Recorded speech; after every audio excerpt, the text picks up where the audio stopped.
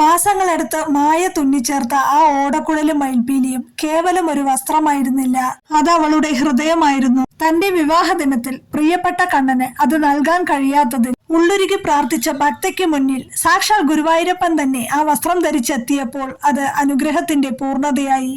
താൻ സമർപ്പിച്ചത് ഭഗവാൻ സ്വീകരിച്ചുവെന്ന് മാത്രമല്ല, അത് ധരിച്ച് തന്റെ മുന്നിൽ വന്ന് പ്രസാദം നൽകി അനുഗ്രഹിച്ച ആ നിമിഷം കണ്ണന്റെ ലീലാവിലാസങ്ങൾക്ക് മുന്നിൽ വാക്കുകൾ മുറിയുന്നു. ഭക്തിയോടെ അർപ്പിക്കുന്നതെന്തും ഭഗവാൻ സ്വീകരിക്കും എന്നതിന് ഇതിലും വലിയൊരു തെളിവ് വേറെന്തുണ്ട്? ഗുരുവായൂർ പുലർകാലത്തിന് അന്നൊരു പ്രത്യേക ചൈതന്യമുണ്ടായിരുന്നു. കിഴക്കേ നടയിലെ കല്യാണ മണ്ഡപത്തിൽ വെച്ച് അരുൺ കൃഷ്ണ മായയുടെ കഴുത്തിൽ താലി ചാർത്തി. ഭഗവാന്റെ നടയിൽ വെച്ച് ഒന്നാകണമെന്നത് അവരുടെ വലിയൊരു സ്വപ്നമായിരുന്നു. മായ ഒരു കടുത്ത കൃഷ്ണഭക്തിയായിരുന്നു. വിവാഹത്തിനു മുൻപേ അവൾ ഭഗവാനായി ഒരു പ്രത്യേക വഴിപാട് കരുതിയിരുന്നു. സ്വർണ്ണ കസവുള്ള ഒരു മുണ്ടും മേൽമുണ്ടും. വെറുമൊരു മുണ്ടായിരുന്നില്ല അത്. മായ തന്റെ കൈകൾ കൊണ്ട് ആ മേൽമുണ്ടിന്റെ നടുവിൽ അതിമനോഹരമായി സ്വർണ്ണ നിറമുള്ള നൂലാൽ ഒരു ഓടക്കുഴലും നീലയും പച്ചയും സ്വർണ്ണ നിറവും കലർന്ന ഒരു മയിൽപീലിയും തുന്നിച്ചേർത്തിരുന്നു. മുണ്ടിന്റെ കരയിലാകട്ടെ അടിഭാഗത്തും ഇരുവശങ്ങളിലുമായി കസവിൽ മയിൽപീലി കസവുണ്ടായിരുന്നു. അതുകൂടാതെ മായ തന്റെ ഭഗവാന് വേണ്ടി സ്നേഹത്തോടെ ആ മുണ്ടിന്റെ കരയിൽ പീലി വിരിച്ചാടുന്ന മയിലിന്റെ രൂപവും അവൾ തുന്നിയിരുന്നു. തന്റെ പ്രിയപ്പെട്ട കണ്ണന് നൽകാൻ മാസങ്ങളോളം എടുത്താണ് അവൾ ആ വസ്ത്രം തയ്യാറാക്കിയത്. വിവാഹനാൾ തനിക്ക് തന്റെ ഭഗവാൻ കണ്ണന് സമർപ്പിക്കാൻ നിറഞ്ഞ മനസ്സോടെയുള്ള സമർപ്പണം. വിവാഹവേഷത്തിൽ ദമ്പതികൾക്ക് ക്ഷേത്രത്തിനകത്തേക്ക് പ്രവേശനമില്ലാത്തതിനാൽ മായ ആ വസ്ത്രം തന്റെ ബന്ധുക്കളുടെ കൈവശം കൊടുത്തേൽപ്പിച്ചു. അതിരാവിലെ തന്നെ ഉള്ളിൽ തൊഴുത് നമസ്കാര മണ്ഡപത്തിൽ തൊഴുത് സമർപ്പിക്കാനായി ഇത് ഭഗവാന്റെ നടയിൽ സമർപ്പിക്കണമെന്ന് പറയുമ്പോൾ അവളുടെ ഉള്ളിൽ ചെറിയൊരു സങ്കടം ബാക്കിയായിരുന്നു. തന്റെ കൈകൾ കൊണ്ട് ആ വസ്ത്രം കണ്ണന്റെ തിരുനടയിൽ വിവാഹ ദിവസം സമർപ്പിക്കാൻ കഴിഞ്ഞില്ലല്ലോ എന്നതോർത്തായിരുന്നു അത്. കല്യാണ ചടങ്ങുകളെല്ലാം കഴിഞ്ഞ് അരുണും മായയും കൂടി കിഴക്കേ നടയിലെ ദീപസ്തംഭത്തിന് അരികിൽ വന്ന് ഭക്തിയോടെ കൈകൂപ്പി നിന്നു. ആ വലിയ ദീപസ്തംഭത്തിലെ തിരുനാളങ്ങൾക്കിടയിലൂടെ അകലെയുള്ള ശ്രീകോവിലിന് നേരെ നോക്കി മായ മനമുരുകി പ്രാർത്ഥിച്ചു. അപ്രതീക്ഷിതമായ ഒരു അതിഥി ആ സമയത്താണ് ഇരുനിറമുള്ള തേജസ്സുറ്റ മുഖമുള്ള ഒരു ചെറുപ്പക്കാരൻ അവരുടെ അടുത്തേക്ക് വന്നത്. അദ്ദേഹത്തിന്റെ കണ്ണുകളിൽ വല്ലാത്തൊരു തിളക്കമുണ്ടായിരുന്നു.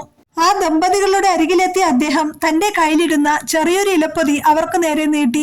അതിൽ 2 കദളിപ്പഴവും ഭഗവാന് ചാർത്തിയ നല്ല സുഗന്ധമുള്ള മഞ്ഞ നിറത്തിലുള്ള കളഭവും ഉണ്ടായിരുന്നു.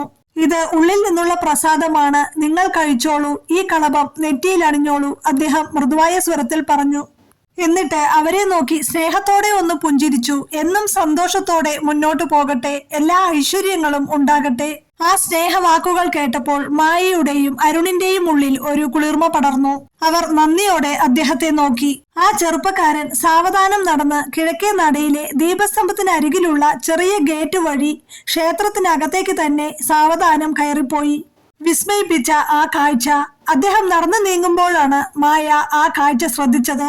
ആ ചെറുപ്പക്കാരൻ ധരിച്ചിരുന്ന മേൽമുണ്ട് മായയ്ക്ക് ആ കാഴ്ചയിൽ നല്ല പരിചിതമായിരുന്നു.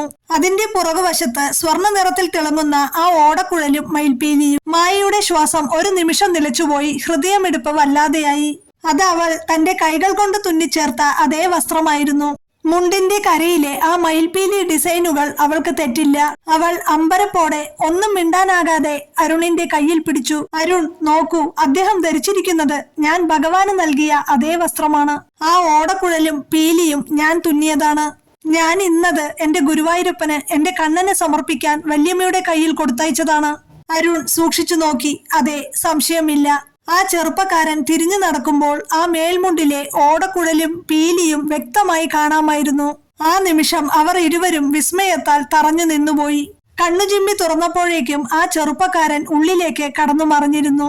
ഗുരുവായൂരപ്പന്റെ ലീല, ഗുരുവായൂരപ്പൻ തന്റെ ഭക്തർക്ക് നൽകുന്ന മായാലീലകൾ, അനുഭവങ്ങൾ. മായയുടെ കണ്ണുകൾ സന്തോഷം കൊണ്ട് നിറഞ്ഞു തുളുമ്പി. തനിക്ക് അകത്തുപോയി സമർപ്പിക്കാൻ കഴിഞ്ഞില്ലെന്ന വിഷമം മാറ്റാൻ തന്റെ കണ്ണൻ തന്നെ ആ വസ്ത്രം ധരിച്ച് പുറത്തേക്ക് ഇറങ്ങി വന്നതാണെന്ന് അവൾ തിരിച്ചറിഞ്ഞു. പ്രസാദം നൽകി അനുഗ്രഹിക്കാനും ആ സ്നേഹവാക്കുകൾ പറയാനും വന്നത് സാക്ഷാൽ ഗുരുവായൂരപ്പൻ തന്നെയായിരുന്നു എന്നവർ പൂർണ്ണമായും വിശ്വസിച്ചു. താൻ പൂർണ്ണ മനസ്സോടെ നൽകിയ ആ ചെറിയ സമർപ്പണം ഭഗവാൻ സ്വീകരിച്ചു എന്ന സത്യം മായയെ ആനന്ദ കണ്ണീരിലാഴ്ത്തി. അതൊരു തോന്നലായിരുന്നില്ല, അതൊരു ലീലയായിരുന്നു. ഭക്തിയോടെ സമർപ്പിക്കുന്നതെന്തും ഭഗവാൻ ഇരുകൈയും നീട്ടി സ്വീകരിക്കുമെന്ന ആ പരമമായ സത്യം ആ വിവാഹ ദിനത്തിൽ അവർക്ക് നേരിട്ട് അനുഭവവേദ്യമായി. അവർ ഒരിക്കൽ കൂടി ആ തിരുനടയിലേക്ക് നോക്കി കൈകൂപ്പി. അവരുടെ മനസ്സിൽ ഇപ്പോൾ സങ്കടമില്ല, പകരം ഗുരുവായൂരപ്പന്റെ കാരുണ്യത്തിന്റെ മഞ്ഞപ്രഭ മാത്രം.